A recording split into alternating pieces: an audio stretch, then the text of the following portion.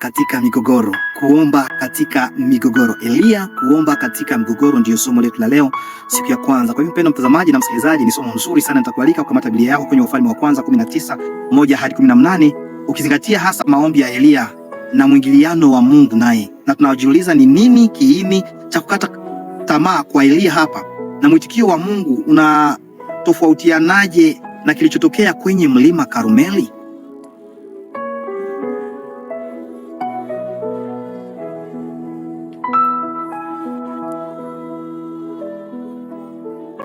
Mpendwa mtazamaji na msikilizaji, baada ya usomi tu utaelewa kwamba Elia ni nabii ambaye aliishi katika kipindi kigumu, wakati ambapo huko Israeli kulikuwa mfalme mbaya kabisa, Ahabu, ambaye alikuwa na Yezebeli kama mke wake. Ni kusema mume na mke wote walikuwa ni wabaya, walikuwa wamepotosha taifa la Mungu kwa ibada ya kweli na wakaipeleka kwenye ibada ya miungu isiyofaa, akina Baali.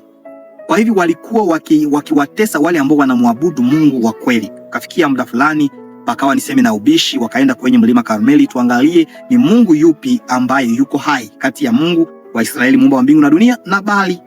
Kwa hivyo walipoenda huko, Biblia inatueleza kwamba manabii wa Baali walijaribu kuomba, lakini ikaonekana kwamba Baali hana nguvu yoyote. Mungu alijibu papo hapo kuonyesha ukuu wake.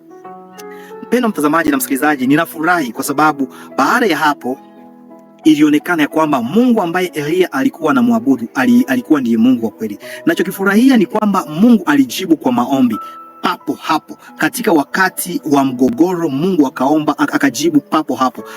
Hapo ilikuwa ni ubishi ya kusema basi ikiwa Mungu wenu ndiye atakayejibu basi mtaniua.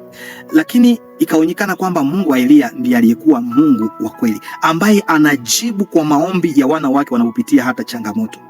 Wewe pia kama Elia unaweza kuwa umefikia kipindi kigumu, mahali ambapo watu wanakusimanga, wanakushutumu, wanasema huyu mtu, wanakuzoza, wanasema huyu mtu anamuomba, anasumbua kila siku ya kwamba ni muombaji, ni mtu wa Mungu, ni msabato, hivi na hivi, mbona haya yamemfikia?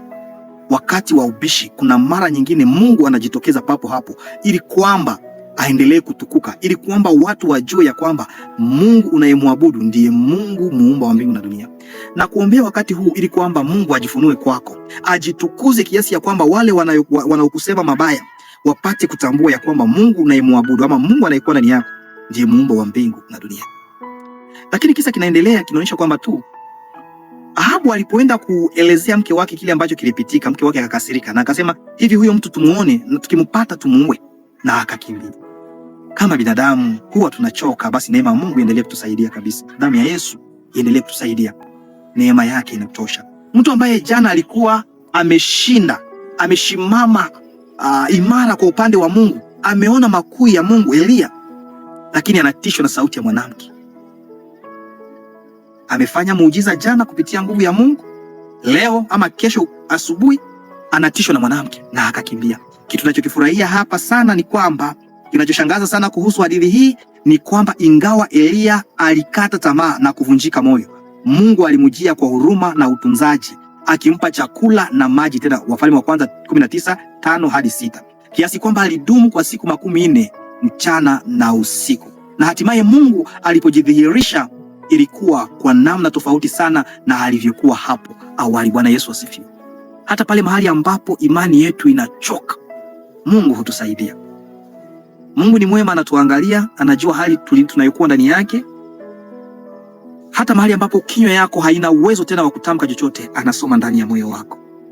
Kwa hivyo usikate tamaa, useme basi nimechoka kuomba, nimechoshwa na maisha. Mungu akutie nguvu, anaona hata kilio chako ndani ya moyo wako. Kwa hivyo Mungu ana njia nyingi za kutusaidia, ana njia nyingi za kujibia. Unaweza kumuomba ajibie papo hapo, jinsi Elia alipomuomba hapo kwenye mlima Karmeli na akajibu hapo hapo. Lakini pia anaweza kujibia kwa njia ambazo ni kinyume na mtazamo wetu. Hapo alipokuwa akimletea Elia chakula kwa siku 40, ilikuwa ni kimuujiza, kimya kimya tu. Kwa hivyo Mungu ana njia nyingi za kutujibia. Kuna mara tunasema Mungu unisaidie ikiwa hivi na hivi, anasema hapana, hakitakuwa hivi na hivi, badala yake kitakuwa sasa hivi na hivi. Mungu akusaidie sana katika migogoro unayopitia, uwe mtu wa maombi kama Elia na uendelee kumtumainia. Je, ni kusudi lako? Basi tuombe. Asante Yesu, kama Elia tunataka utusaidie tunapopitia migogoro. Hata kama utajibu kinyume na kile tunachokusudia, la muhimu uwe umetujibia. Kuimarisha imani yetu kwa kutumainia katika jina la Yesu Kristo. Amina.